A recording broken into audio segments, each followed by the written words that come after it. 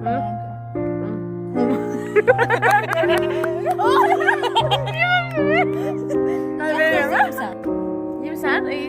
neydi? Səhərlərsən mi? Hə, dostlar, biz artıq yollarımızı ayırdıq. Mən evə gedirəm.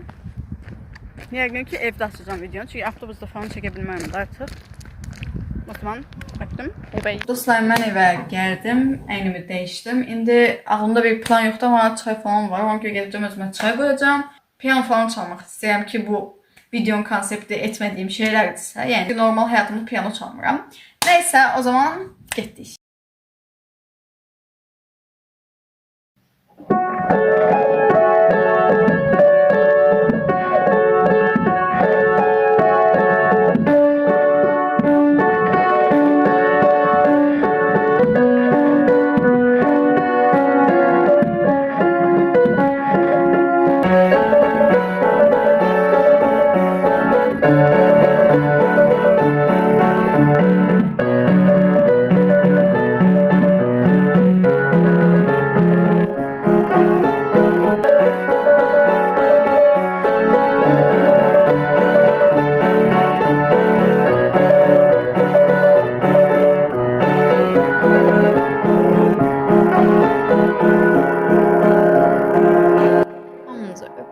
Diğer partlarda görüşmek üzere.